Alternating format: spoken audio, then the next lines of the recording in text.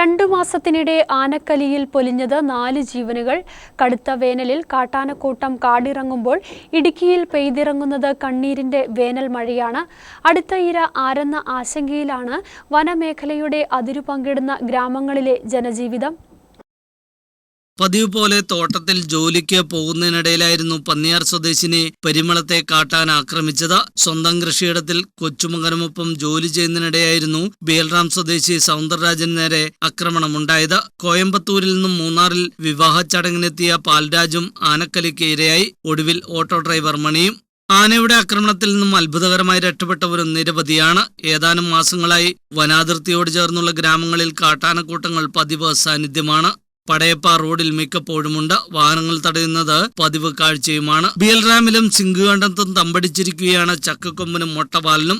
കന്നിമലയും ഗുണ്ടുമലയും ഭീതിപ്പെടുത്തി ഒറ്റയന്മാരും കാട്ടാനക്കൂട്ടങ്ങളും വിലസുകയാണ്. 2003 മുതലുള്ള കാലയളവിൽ മൂന്നാർ ഡിവിഷനിൽ കാട്ടാനാക്രമണത്തിൽ നഷ്ടമായത് 47 ജീവനുകളാണ്.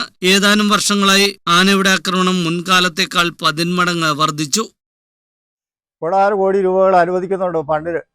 ഈ കർമ്മം ഫണ്ടിൻ്റെ ആയിട്ട് അവിടെ നിന്ന് ഇവിടുത്തെ ഈ ഫണ്ടൊക്കെ എങ്ങോട്ടാ പോകുന്നത്? ഇത് ആരൊക്കെ എവിടെ ചിലവാക്കുന്നത്? ഒരാൾ ചെത്ത് കഴിഞ്ഞാൽ ആദ്യം അട്ടാത്ത കൊണ്ട് 5 ലക്ഷം കൊടുത്താൽ അവൻ്റെ വായിൽ നാക്കടയ്ക്കും. പിന്നെ അവൻ്റെ കുടുംബത്തിൽ അനർഹരാൾക്ക് ജോലി കൊടുക്കുമെന്ന് അർഹതപ്പെട്ടവർക്ക് അതും കൊടുക്കൂല. ഒരാൾ ആന കൊന്നു കഴിഞ്ഞിട്ട് ഓടി വന്നാൽ അയ്യോ ആവോ എന്ന് പറഞ്ഞിട്ട് കാര്യമുണ്ടോ? ഇനി അടുത്ത് വരാതിരിക്കാൻ നോക്കണം. ഇത് ഇന്നലെ ആന വന്നിട്ട് ഇവിടെ വന്ന് നിൽക്കുക, ഈ റോഡ് സൈഡിൽ എപ്പോഴും ഇപ്പോഴും അവിടെ വന്ന് നിൽക്കുക. ഇങ്ങനെ തുടങ്ങിയാൽ എന്നാ ചെയ്യണേ?